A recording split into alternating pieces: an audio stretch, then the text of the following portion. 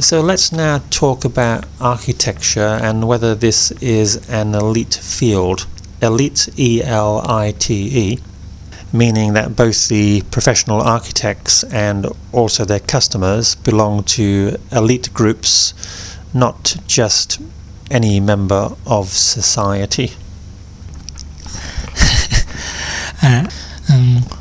When I read the history of professional career of architect, I saw that architect is developed from the mason. I think that architect is developed from the mason in the past, and architect is the career that think themselves like the elite people and some kind of full of imagination that the mason cannot be like them. It is the first reason that I think why the architect is think themselves as a privilege. Let me just make a few corrections of my student there. So when he reads, not read, when he reads about the careers of architects, again an S at the end of careers, R is they usually are descended from masons, again with an S. Masons are traditional craftsmen who work with stone. They are involved in making buildings, but nowadays this is a fairly outdated career, and professional masons are probably few and far between. You mentioned that the masons were seen as an elite group because they had imagination.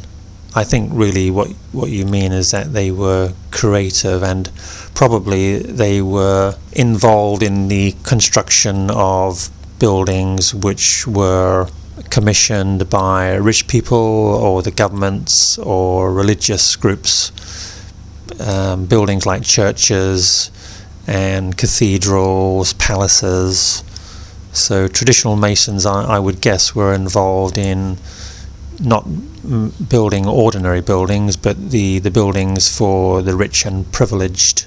Is that correct? So one reason you have given for architects nowadays being an elite group is because they are descended from the masons. And what about the customers of architects? Would you also say that they are also a member of an elite group or a privileged group? The privileged customer, in my opinion, they don't want to hire the mason to make their house, because they think only mason, only carpenter, they don't have an imagination, or they don't have creativity for designing their building. The rich people so finds hiring the architect for doing this instead, the mason and carpenter, because architect show themselves like the people, like the career. You're talking here about the difference between a simple craftsman who is told what to do, such as a builder, a carpenter, or a stonemason, compared with an artist, someone like Michelangelo, for example, who has a genius ability to make creations which are attractive. And I think you're saying that the distinction between these two professionals was more, so the difference was seen as very big in the past, but according to my student here, around the time of the Renaissance, the stonemasons began to see themselves as artists also, and began to take pride in their work, similar to people like Leonardo da Vinci may have taken in their work. So where does the distinction lie today? The modern architect, is he a man who works with his hands in any way at all, or is the modern architect purely a man who works with the drawing board? I think it's very important for architect to doing something outside in their head. They have to try to practice in architecture. Sometimes like the stonemason and carpenter, not working only in the office and only designing in their head.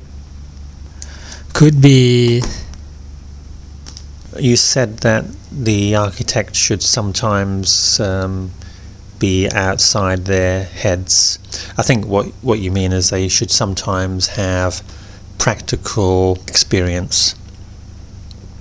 So an architect may sometimes find it useful to do some sculpture work or even be a stonemason for a while to learn about the technical difficulties involved and be more pragmatic as a creator.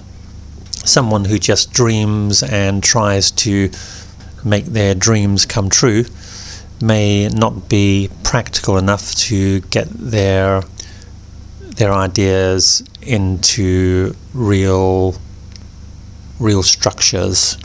They may be too unrealistic.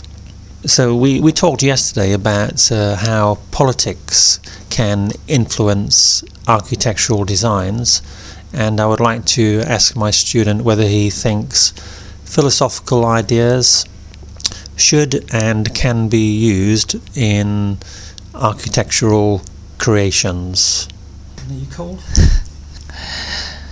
I mean, the architecture is not only the building that the people use it for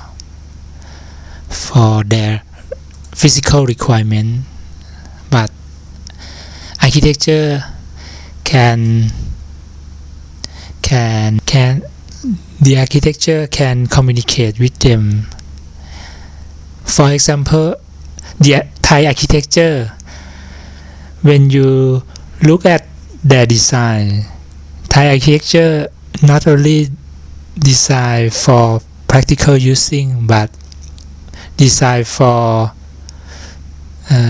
represent the class struggle in the society. When you see the temple roof and Thai ornament, is not only decoration. It is tell you the social status. So if you don't understand this message, you cannot use the architecture well.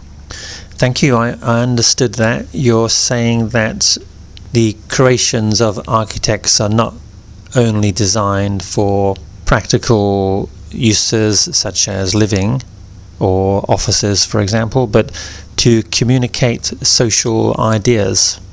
For example, you mentioned that they can symbolize class differences, class structures, and you mentioned the word ornaments. I think maybe you mean statues.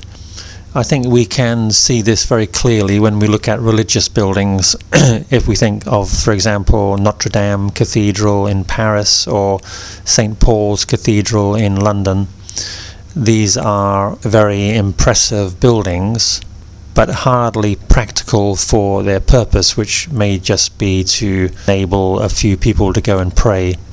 The enormous dome on St. Paul's Cathedral, for example, is very impressive to the eye, but really has no practical purpose.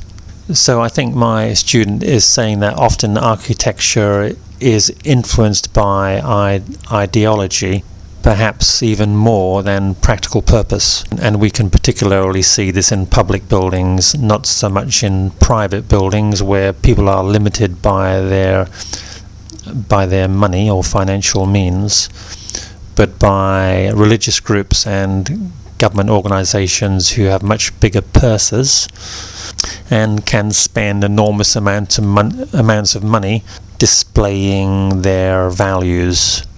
Actually, a better example is probably Westminster Abbey in London, which houses both the Parliament and also the Abbey itself.